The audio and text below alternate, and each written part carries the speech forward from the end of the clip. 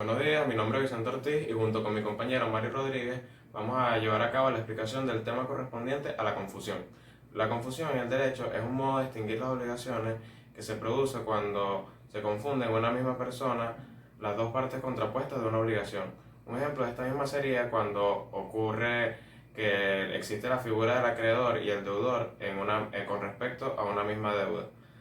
Los motivos por los cuales se puede llevar a cabo la confusión: el primer motivo por el cual se pudiese llevar a cabo sería la subrogación de un contrato, y luego otro motivo pudiese ser cuando ocurre la sucesión, y en este lo voy a explicar con un ejemplo: cuando una persona fallece y se lleva consigo mismo una herencia. Luego tenemos otro motivo, el cual pudiese ser la donación, o pudiese ser también otro contrato que genere obligaciones y derechos inversos a los existentes. Luego tenemos los elementos de la confusión. El primer elemento es que debe tener una existencia de obligaciones civiles. Aquí ya se excluyen las obligaciones naturales. Luego debemos saber que en una misma persona debe reunir las cualidades del acreedor y el deudor.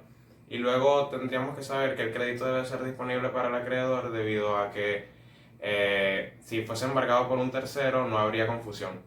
Luego también debemos saber que la figura de la confusión no opera entre acreedores y fiadores, debido a que la obligación debe ser entre el acreedor y el deudor principal, debido a que si no, en este no se pudiese llevar a cabo la confusión. La fuente jurídica de la confusión se encuentra en el artículo 1342 del Código Civil, el cual enmarca que cuando se reúnen en una misma persona las cualidades del acreedor y el deudor, la obligación se extingue por confusión. Luego, ahora me toca hablarles un poco sobre la naturaleza jurídica de la confusión. La obligación, su definición se puede decir que es el vínculo jurídico que existe y lo lleva a cabo una persona denominada deudor, la cual esta tiene obligaciones y derechos junto con una persona denominada acreedor. En esencia, estas obligaciones podemos notar que es un vínculo jurídico en el cual hay diversidad de sujetos, y en esencia es bilateral del todo. Entonces, si no existiera la diversidad de sujetos, no se pudiese llevar a cabo una obligación, debido a que es necesario que existan dos o más personas para que una se obligue y la otra se comprometa a pagarlo. Si no existe la diversidad de sujetos, la relación jurídica se extingue junto con las accesoriedades compuestas en el contrato. Ahora mi compañero Mario Rodríguez continuará con la explicación de la confusión especial. Continuando con lo expuesto por mi compañero Vicente Ortiz, voy a hablarles sobre los efectos de la confusión.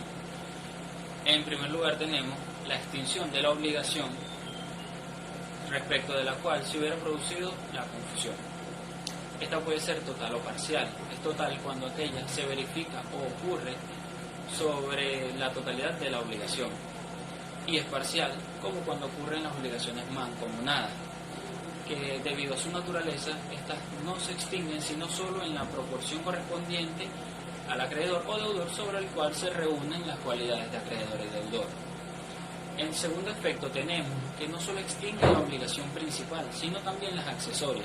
Esto es la aplicación al principio general de lo accesorio sigue la suerte de lo principal.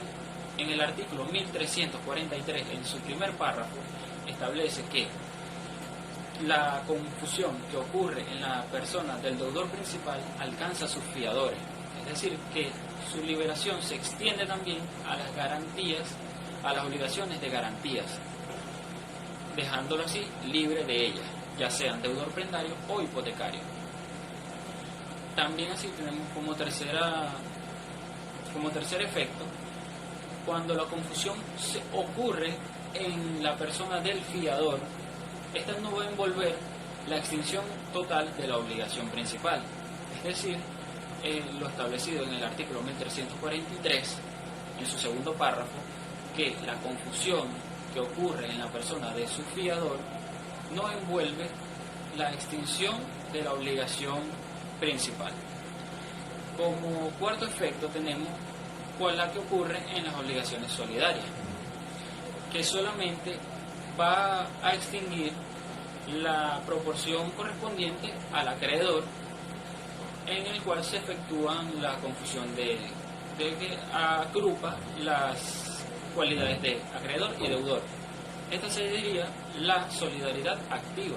Y cuando hablamos de solidaridad pasiva es cuando en la persona del deudor ocurre la confusión. Lo que quiere decir es que acumula tanto la posición de deudor como de acreedor y su proporción correspondiente en esta obligación va a extinguirse de ese contrato. Y por último, en quinto efecto, tenemos la obligación que es indivisible. La persona se va a extinguir solamente la obligación correspondiente a esta persona que acumula, ya sea el acreedor o el deudor, que acumula las cualidades de acreedor y deudor, pero dejando la responsabilidad de ejercer el cobro o de pagar la deuda a los otros contratantes. Hablando de otro tema, en su campo de aplicación o los casos en que opera la confusión, tenemos que entender que se debe verificar primero una sucesión. Es cuando se verifica una sucesión, ya sea a título universal o a título particular, interview o mortis causa. En la sucesión universal entendemos que se aceptan tanto las acreencias como las deudas de nuestro causante. Dicho esto, el deudor hereda a su acreedor o viceversa, o en el caso de que se hereden tanto la posición de acreedor como de deudor en la misma persona. Se exceptúa el heredero a beneficio de inventario, ya que su patrimonio no se mezcla con el de su causante. En la sucesión a título particular, un ejemplo muy claro sería la cesión de crédito en el deudor que adquiere un crédito contra sí mismo. Este no se va a obligar a pagarse y por tanto se extingue la obligación por confusión. Hablando de la confusión especial, este tipo de confusión tiene por definición que es cuando en la misma persona se acumulan varias acreencias o deudas que tienen el mismo objeto. Los casos siguientes serían los que operan en esta confusión especial, los cuales son cuando un acreedor indivisible hereda a un acreedor indivisible. Este puede actuar en nombre propio o en nombre de su causante, o cuando ocurre en un acreedor solidario, hereda a un acreedor solidario y ocurre lo mismo en el caso anterior. O por ejemplo, en el deudor indivisible, hereda a su deudor indivisible, este puede ser perseguido por su acreedor en su calidad de heredero. Y lo mismo opera en el caso de un deudor solidario que hereda a un deudor solidario. Por último, tenemos el caso en que el fiador hereda a su deudor principal. Se extingue es la obligación de la fianza, pero la obligación principal se mantiene.